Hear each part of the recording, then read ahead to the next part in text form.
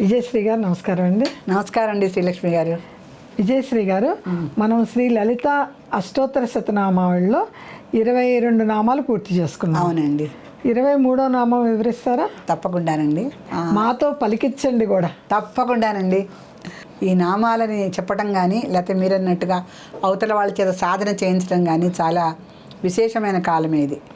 అయితే ఇప్పుడు మనం 23వ నామంలో ఏంటంటే అమ్మవారి యొక్క అంగ సౌష్ఠవం, ఆ సౌందర్యం, ఆ క్షీరధారాల గురించి వర్ణించిన తర్వాత ఆ పక్కనే ఉన్నటువంటి ఈ బాహువులను వర్ణిస్తున్నాడు. బాహువులని రమణీయ చతుర్బాహు సంయుక్తాయే నమో నమః. ఓం రమణీయ చతుర్బాహు సంయుక్తాయే నమో నమః. ఓం రమణీయ చతుర్బాహు సంయుక్తాయే నమో నమః. సంయుక్తాయై నమో నమః. స్త్రీ దేవతలందరికీ కూడా 2 చేతులు కాకుండా 4 ఉంటాయి. మన కావ్యాల్లో కానీ పురాణాల్లో కానీ చూస్తే 4 చేతులు ఉంటాయి. చతుర్బాహులే ఉంటాయి ఎక్కువ దేవతలందరికీ కూడా. 4 వర్ణం వీళ్ళు ఎందుకు పెట్టుకున్నారు అంటే, ఇక్కడ 4 అని మనకేం చెప్పాలా, నిజానికి నామంలో రమణీయత్వమే చెప్పారు. 4 కూడా చెప్పారు. చతుర్బాహు అన్నాడుగా, సంఖ్య కూడా చెప్పాడు. రమణీయ చతుర్బాహు, రమణీయమైనటువంటి 4 బాహువులతో కూడి ఉన్నది అమ్మవారు అని మనకి ఆవిడ యొక్క వర్ణన మాత్రమే చెప్పాడు. మనం ఇక్కడ ఆలోచించవలసింది అంటే, చతుర్బాహువులు ఎందుకు, దశబాహువులు కూడా ఉండొచ్చుగా. అవును కదా, దశబాహువులు కూడా ఉండొచ్చుగా. మరి కానీ అమ్మవారు కనుక ఆవిడ సహస్ర శీర్ష సహస్ర నేత్ర, ఆవిడ వ్యోమకేసి ఇవన్నీ ఉన్నాయి కదా, అందుకని ఎన్నన్నా ఉండొచ్చు వాళ్ళకి. కానీ ఇక్కడ అమ్మవారిని శుభ సంపన్న లక్షణాలు గల ఒక సౌందర్య మంగళాకార స్త్రీగా చెప్తున్నందుకు ఆవిడని యథాతథంగా ఎలా ఉందో అలా, అంటే దర్శించిన వాళ్ళు ఉంటారు కదా అమ్మవారిని, వాళ్ళు ఎలా దర్శించారో అలా చెప్తున్నారు. అమ్మవారు బృహద్రూపం చూపించాలంటే ఆకాశమంతా కేశాలు గల స్త్రీని మనం ఎక్కడ వర్ణిస్తామండి? ఆకాశమంతా ఆవిడ స్త్రీ లేడు, ఆవిడ యొక్క కేశాలేట. ఇంకా ఆవిడ ముఖమండలాన్ని ఎక్కడ చూస్తాం, నేత్రమండలాన్ని ఎక్కడ చూస్తాం? అది పెద్ద బృహదాకారం, అది విశ్వరూపం. ఇక్కడ రమణీయ చతుర్బాహు సంయుక్తాయ నమో నమఃలో 4 సంఖ్యను ఎందుకు చూపించారంటే, ఈ 2 బాహువులు కలిసి ఎన్నో పనులు చేస్తాయి. మనం ఏది చెయ్యాలన్న చేతులతో కదండి. ఒక మనిషికి అన్నం పెట్టాలి, చేత్తోనే పెడతాం. ఒక మనిషికి దానం చేయాలి, చేత్తోనే చేస్తాం. దండం పెట్టాలి దేవుడికి, 2 చేతులు కలిపే చేస్తాం. ఏది చేసినా ఈ బాహుద్వయంతో మానవులం కనుక మనం ఈ బాహుద్వయంతో చేస్తూ ఉంటాం. ఈ చేతులతో ఎన్నో సత్కార్యాలు చేస్తూ ఉంటాం, శుభకార్యాలు చేస్తూ ఉంటాం. అందుకని ఈ 4 సంఖ్యను ఎందుకు చెప్పారు అంటే, ధర్మార్థ కామ మోక్షాలకి 4 సంఖ్య ప్రతీక. ధర్మార్థ ధర్మమో ఇవి 4 వర్ణాలు కదా మనకి. ఈ 4 ఆశ్రమాలు దాటితేనే తర్వాత మనం ఎక్కడికన్నా వెళ్ళగలం. అంటే ఈ 4 వర్ణాలు 4 ఆశ్రమాలకి ప్రతీకలు. ధర్మము, అర్థము, కామము, మోక్షము. అంటే బ్రహ్మచర్యాశ్రమము, గృహస్థాశ్రమము, వానప్రస్థానాశ్రమము, సన్యాసి ఆశ్రమం, 4. ఈ 4 ఆశ్రమాలు ఈ 4 వర్ణాలకి మనిషికి కావాల్సిందే. ధర్మ, అర్థ, కామ, మోక్ష. సో ధర్మము కావాల్సిందే, అర్థము డబ్బులు కావాల్సిందే, కోరికలు అన్నీ తీరవలసిందే, చివరికి ఇవన్నీ అయ్యాక మోక్షం కూడా కావాల్సిందే. అంటే ఇవన్నీ దాటొస్తేనే మోక్షం అండి. ఒకసారి నేను మోక్షానికి వెళ్ళిపోతానంటే అది ఏ విధుశేఖర భారతి లాంటి వాళ్ళకో చెల్లుతుంది, కానీ అందరికీ చెల్లదు. మనం సామాన్య మానవులం కదా. వాళ్ళు పుట్టుకతోనే సన్యాసులుగా ఎందుకు అవుతారంటే వాళ్ళు కారణ జన్మలు. ఇప్పుడు మన కంచి పరమాచార్య కూడా చాలా చిన్న వయసులో ఆయన కంచి పీఠాధిపతి అయ్యారు. వాళ్ళు కారణ జన్మలు. వాళ్ళకి ధర్మము, అర్థము, కామము అయ్యాక మోక్షం కాదు. వాళ్ళకి చాతుర్వర్ణ్యాల్లో శుభ్రంగా ధర్మార్థ కామ మోక్షాల్లో వాళ్ళు ధర్మంతో పుట్టుతారు. వాళ్ళ జన్మే అవతరణే ధర్మావతరణం. ఆ ధర్మావతరణ కోసం, ధర్మ సంస్థాపన కోసం మన శ్రీరాముడు, శ్రీకృష్ణుడిలాగా జన్మించి ఈ కాలంలో కూడా చూడండి ఎలా ఉంటున్నారు. వాళ్ళు మోక్షానికి 10 మందికి దారి చూపించడానికి పీఠాధిపతులు అయిపోయారు. వాళ్ళకి ఈ 4 వర్ణాలు వాళ్ళకి అవసరం లేదు. కానీ అందరూ అలాంటి కారణభూతులు వాళ్ళు పూర్వజన్మలో అమ్మవారికి దగ్గరుండి పాద పూజ చేసుకుని ఉంటారు. వాళ్ళు శారదా పీఠానికి విజయశేఖర భారతి గారు అయ్యారు. మరి వాళ్ళ దగ్గరుండి ఆవిడ నఖదీదితి సంచలన నమజ్జన తమో కూడా ఆ నమజ్జనం అందరూ కూడా వచ్చి తమో గుణం హరింపజేసుకోవటానికి అందరూ అమ్మవారికి మెరిసిపోయి చంద్ర మండలంలో ఉన్నటువంటి ఆ చంద్రకాంతి రేఖల్లాగా ఉన్న అమ్మవారి గోళ్ళను చూస్తూ దండం పెట్టుకొని తమో గుణాన్ని చూసి దండం గోళ్ళే అందంగా ఉన్నాయి అమ్మవారివి. నఖ దీతితి సంచన్న, ఆ నఖాలు దీతితులు మెరిసిపోతున్నాయి అద్భుతమైన కాంతితో. నఖ దీదితి సంచన్న నమజ్జన తమోగుణ, అందరూ వచ్చేసి ఆవిడ జనాలందరూ కూడా నమస్కరించుకొని వాళ్ళలో తమోగుణాన్ని అంతా ఆవిడ పోగొట్టేలా చేసుకున్నారు. అటువంటి నఖసిక సౌందర్యం కల అమ్మవారికి 4 బాహువులు ఉంటే ఆవిడేం చెప్తోంది, నేను 4 బాహువులే మీకు ఎందుకు చెప్పానంటే ధర్మార్థ కామ మోక్షాలుగా నిలయాలుగా ఈ 4 బాహువుల్ని తెలుసుకోండి. ఈ ధర్మార్థ కామ మోక్షాలు దేనికయ్యా అంటే 4 ఆశ్రమాలకి. బ్రహ్మచర్యానికి ముందు రండి, చక్కటి వేద విద్యాభ్యాసం చేయండి, తరువాత శుభ్రంగా గృహస్థాశ్రమానికి వెళ్ళండి. గృహస్థాశ్రమం అంటే ఎందుకు మన వాళ్ళు పెట్టారంటే కేవలము సంతాన వసతి కోసమే వివాహం చేసుకునేవారు. సంతాన అభివృద్ధి కోసమే వివాహం. అంటే వివాహం అనేది భోగేచ్ఛలకి కాదు, సంతాన విషయం మాత్రమే అది. అందుకని ప్రజాయే వివాహినం అనుకోండి. వివాహం దేనికంటే ప్రజలకు, ప్రజ అంటే సంతానం, సంతానం గురించి మాత్రమే వివాహం చేసుకునేవారు వాళ్ళు. రఘువంశంలో మనకు ఒక కథ కూడా వస్తుంది దానికి. ఆ సుదక్షిణామూర్తికి దిలీపుడిది కథ ఉంటుంది. వాళ్ళు సంతానం కలిగే సమయంలో తప్పనిగా సంతానం కోసమే వాళ్ళు గృహస్థాశ్రమంలో ఉండేవారు. అలా ఆ సంతానం కోసమే వాళ్ళు గృహస్థాశ్రమంలో ఉంటూ గృహస్థాశ్రమంలో ఆచార్య దేవోభవ, అతిథి దేవోభవ, మాతృదేవోభవ, పితృదేవోభవ, ఈ 4 విషయాలని అమల్లో పెట్టడానికి గృహస్థాశ్రమాన్ని ఉపయోగించేవారు. అంటే గృహస్థాశ్రమాలు ఏంటంటే అతిథి దేవోభవ, అతిథివార నక్షత్రాలు చూసుకోకుండా వచ్చేవాడే అతిథి. ఆ అతిథికి ఏ సమయంలో వచ్చినా గృహస్థాశ్రమంలో ఉన్న వ్యక్తి కాస్త అన్నమును అతనికి పప్పు వేసి పెట్టంటే వెంటనే ఆ గృహిణి వెళ్ళి అతనికి చక్కగా ఆహార సదుపాయం అంతా కల్పించేది. అందుకని గృహస్థాశ్రమం గొప్పది. ఎందుకంటే గృహస్థాశ్రమం నలుగురిని పోషించేది, నలుగురిని పాలించేది, ఎవరికైనా రక్షణ కల్పించేది. అందుకని చేసి గృహస్థాశ్రమము ముందున్న బ్రహ్మచారి ఆశ్రమం కన్నా గృహస్థాశ్రమం చాలా గొప్పదండి. ఎందుకంటే పూటకూళ్ళు అమ్మలు ఉండేవారు చూడండి మనకి. అవన్నీ కూడా ఏంటంటే వచ్చిన ప్రతి వాళ్ళకి వాళ్ళు దారిలో వెళ్ళే బాటసార్లకి అంత అన్నం వండి పెడుతూ ఉండేవారు. అంటే వాళ్ళ ప్రాణం నిలవాలంటే ఆ బాటసార్లకి కొంచెం దూరం నడిచి వెళ్ళాలంటే. అందుకని ఆహారం అనేది ఆకలి కొన్నవాడికి ఇవ్వటం కోసం, సంతానం కనటం కోసం గృహస్థాశ్రమం ప్రధానంగా చెప్పబడింది. ఈ దశ దాటుతుంది, సంతానం పెద్దవాళ్ళు అవుతారు, ఆహారం కూడా మనం అందరికీ అందించటం అవుతుంది. ఇప్పుడు సీతారామ లక్ష్మణుడు వనవాసం చేస్తున్నారంటే మునుల ఆశ్రమాలకు వెళ్ళినప్పుడు అక్కడ మునిపత్ని వీళ్ళకి భోజనం తయారు చేసిన కథలు మనకు బోల్డ్ ఉంటాయి రామాయణంలో. గృహస్థాశ్రమం మరి ఎంత గొప్పది. చక్కటి మునులు, రుచులు, పెద్ద పెద్ద వారందరూ వస్తే వాళ్ళకి ఆశ్రయం ఇవ్వటానికి మన యొక్క ఇది పనికొస్తుంది. అంతే కదండి. అలా గృహస్థాశ్రమం యొక్క గొప్పదనం తెలుసుకొని వివాహం చేసుకొని ఆ యొక్క పరిమితి ఒకటి ఉంటుంది. పిల్లలు పెద్దవాళ్ళు అయ్యాక ఈ రాజ్యభారాన్ని వాళ్ళకి అప్పచెప్పేసేసి ఇంకా వానప్రస్థానాశ్రమానికి వెళ్ళిపోవాలి.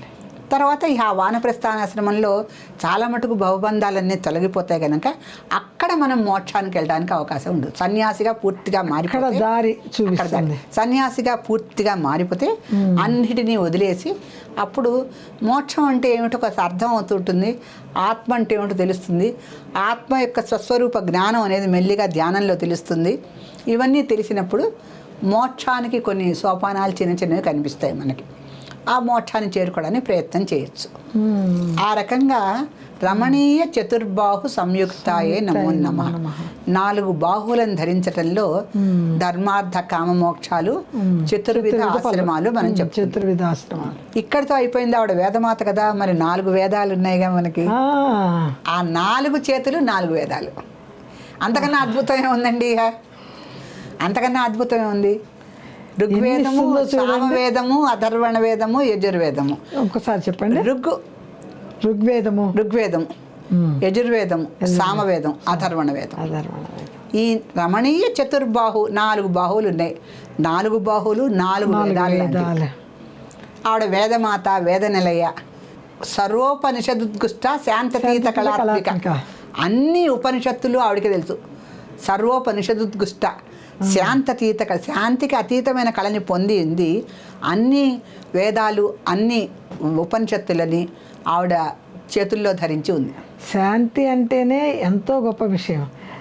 దానికి శాంతి అతీతమైనది అంటే ఇంకా శాంతికి అతీతమైనటువంటి కళ అది. అమ్మవారి ముఖంలో ఉండేటువంటి ఆ అద్భుతమైన కళ మనము ఈ మూక పంచశతిలో ఆ మూక కవి వర్ణిస్తాడండి కామాక్షిదేవిని. కాచన కరుణ అంటాడు ఒక చోట. కాచన కరుణ అంటే ఒకానొక కరుణ కాంచీపురంలో ప్రవహిస్తోంది అంటాడు. అది కవులే రాయగలరండి. అలా కరుణ ప్రవహించడం ఏంటి? అవును కదా. ఎవరైనా కరుణ చూపిస్తారు, కానీ ఈ కరుణని ఇక్కడ రస సంప్రదాయంలో తీసుకున్నాడు ఆయన. కాచన కరుణ కాశ్మీర స్తబక పుష్ప కోమలాంగ లత అని వస్తుంది. ఆ కాశ్మీర పుష్పాలకు ఉండేటువంటి మృదుత్వమైనటువంటి అంటే కాశ్మీర పుష్పాలు ఉన్నటువంటి తీగ యొక్క కోమలత్వం ఉన్నటువంటిది ఆవిడ అంగాల్లో కనిపిస్తోందట, కామాక్షిదేవి అంగాల్లో. ఆవిడ ఎలా ఉందట అక్కడ కంచిలో? కాచన కరుణ అంటాడు. అంటే కరుణలాగా తిరుగుతోంది ఆవిడ, కరుణలాగా తిరుగుతుంది ఆవిడ. కామాక్షిదేవిలా కాదు, కరుణలాగా తిరుగుతూ ఉంటాడు. అంతటి కరుణామూర్తులు అమ్మవార్లు. లేకపోతే 4 చేతులు పెట్టుకొని నాకు 4 చేతులు ఉన్నాయని అనుకోండి అనొచ్చుగా, అది కాదు.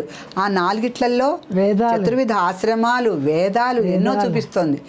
అంటే చతుర్విధ ఆశ్రమాలు అనేది జీవితంలో మొదటి భాగం మనకి. అవును కదా. అలాగే ధర్మార్థ కామోక్షాలు కూడా జీవితంలో మొదటి భాగం. వేదాధ్యయనానికి ఎప్పుడు రావాలి? మామూలుగా అయితే పూర్వకాలం అయితే ఫస్ట్ జీవితంలో వేద విద్యలే నేర్చుకుంటారు బ్రహ్మచర్య ఆశ్రమంలో. ఇప్పుడు అలా కాదు కనుక కనీసం వేదాధ్యయనం చేసే వయసుకి వేదాధ్యయనం చేసే అవసరం కూడా ఏర్పరచుకొని మనం ఒక దశలో ఆ వేదాధ్యయనం కూడా చేయాలి. అందుకని ఈ రమణీయ చతుర్బాహు సంయుక్తాయ నమో నమఃలో 4 వేదాలను ఆవిడ చూపిస్తుంది. అంతేనా అండి? ఆత్మవిద్య, మనువిద్య, చంద్ర విద్య, కామసేవిత ఒక నామం ఉంది. విద్యలు కూడా చాలా ఉన్నాయి మనకి. దాంట్లో అమ్మవారి విద్యల్లో ప్రధానమైనవి కొన్ని ఉన్నాయి. మను విద్య, చంద్ర విద్య, ఆత్మ విద్య, శ్రీ విద్య ఇవన్నీ ఉన్నాయి. ఈ 4 విద్యలు మళ్ళీ నా చేతుల్లో రమణీయ చతుర్బాహుల్లో దర్శించండి అయ్యా అని చెప్పిస్తుంది. సమానంగా పెట్టు. అంటే సమన్వయం చేసుకుంటూ వచ్చింది ఏంటంటే ఆత్మ విద్యను చూడండి, శ్రీ విద్యను చూడండి, మను విద్యను చూడండి, చంద్ర విద్యను చూడండి. అంటే మనువు కూడా అమ్మవారి పంచదశి మంత్రోపాసన చేసి ధరించిన వాడే. చంద్ర విద్య అంటే చంద్రుడు అనండి. చంద్రుడు ఊరికే ఆవిడ తల మీద అలంకారంగా ఉన్నాడనే మనం చెప్పుకుంటాం. అవునవును. చంద్రుడు కూడా అమ్మవారిని ఉపాసించి 13 మంది అమ్మవారిని ఉపాసన చేశారండి. అంటే పంచదశి మంత్రోపాసనతో 13 మంది వ్యక్తులు అమ్మవారిని ఉపాసన చేశారు. దాంట్లో విష్ణుమూర్తి కూడా ఉన్నాడు, కుబేరుడు ఉన్నాడు, లోపాముద్రాయన మహాన్ మనకు నామం, అగస్త్యుడి భార్య లోపాముద్ర కూడా ఉంది దాంట్లో. అగస్త్య మహర్షి ఉన్నాడు, చంద్రుడు ఉన్నాడు, మనువు ఉన్నాడు, సూర్యుడు ఉన్నాడండి. ఇంకేం కావాలి? సూర్యుడు అమ్మవారి ముందరే ఉంది. సోమ సూర్యాగ్నిలో వచ్చిన కళల్లో సూర్యుడిని పెట్టేసుకుంది.